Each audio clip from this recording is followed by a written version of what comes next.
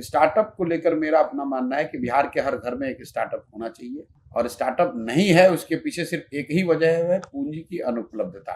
जो मैं CD ratio की बात करता हूँ, मैं पहला बिहार में व्यक्ति हूँ सामाजिक राजनीतिक जीवन में जो इसको सार्वजनिक तौर पर इतनी मजबूती से रोज कह रहा है कि बिहार में गरीबी का एक बड़ा कारण है गलत सीडी रेशियो। 1990 से लेकर पिछले वर्ष तक करीब 26 लाख करोड़ रुपया बिहार के लोगों का पैसा, हम लोग सोचते हैं बाहर से कोई आएगा फैक्ट्री लगाएगा, वो लगाए ना लगाए 26 लाख करोड़ रुपया मेरा और आपका बचत का पैसा जो हमने आपने बिहार के बैंकों में जमा किया, ये पैसा बैंकों ने दूसरे राज्यों में भेज दिया। बिहार में सीडी रेशियो 40% जो लोन मिलता है यहाँ के लोग, राइट। पूरे देश के लोग अगर बैंक में 100 रुपया रखते हैं तो 70 रुपया on an average bank loan के तौर पर वापस देता है समाज को, जिससे आप अपना घर बनाते हैं, जिससे आप धंधा पानी करते हैं, जिससे आप गाड़ी खरीदते हैं, जिससे आप अपने बच्चे को पढ़ाते हैं, खेती में इन्वेस्टमेंट करते हैं। लेकिन बिहार में ये औसत है 40%। अगर एक्चुअल डिसबर्सल का डेटा देखेंगे, यह है सैंक्शन लोन का। मैं एक टेक्निकल बात आपको और ऐड कर देता हूँ, ये भी मैंने पहले नहीं बताया क्योंकि बहुत टेक्निकल हो जाता है। 100 रुपया के अगेंस्ट 40 रुपया लोन सैंक्शन हुआ, लेकिन एक्चुअल जो सैंक्शन हुआ उसमें डिसबर्सल डेटा है 13%। मतलब बिहार में जो पैसा एक्चुअली डिसबर्स हुआ वो 13% मिला, मतलब सिर्फ 13% ही मिला। लेकिन आपने लोन लिया लेकिन अपने बच्चे को कोटा में पढ़ाने के लिए फीस कोटा में भरा। अच्छा। तो पैसा डिसबर्सल तो बिहार में हुआ, करेक्ट, क्योंकि लोन तो आपने लिया, यूज यहाँ नहीं हुआ। यूज हुआ कोटा में, बेंगलोर में, घर आपने नोएडा खरीद लिया, गाड़ी कहीं और खरीद ली, बिजनेस कहीं और कर रहे हैं। इसकी वजह से जो ये 25 लाख करोड़ रुपया से ज्यादा यहाँ से चला गया। तो मैं हमेशा कहता हूँ, लोग कहते हैं पलायन कैसे रोक दोगे।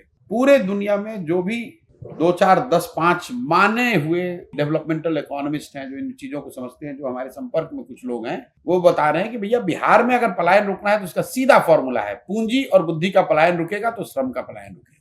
पूंजी का पलायन रोक दीजिए, पढ़े लिखे समझदार लोगों का पलायन रोक दीजिए, श्रम का पलायन अपने आप रुक जाएगा। जब पूंजी नहीं है, जब पढ़े लिखे समझदार लोग यहाँ नहीं रहेंगे तो बचेगा कौन? मजदूर बचा है। तो मजदूर को करना क्या? उसको तो बाहर ही जाना पड़ेगा, क्योंकि यहाँ पूंजी है नहीं, रोजी रोजगार है नहीं, और पढ़ा लिखा कोई व्यक्ति बचा नहीं।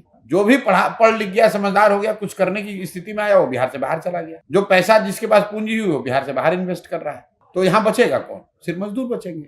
तो ये जो बात मैं बता रहा हूँ, स्टार्टअप पॉलिसी यहाँ पर ये होनी चाहिए कि लोगों को आसानी से ऋण उपलब्ध हो। तो जन स्वराज के जो 5 प्रॉमिस हैं उसमें एक बड़ा प्रॉमिस क्या है? 4% सालाना ब्याज पर लोगों को लोन मिले।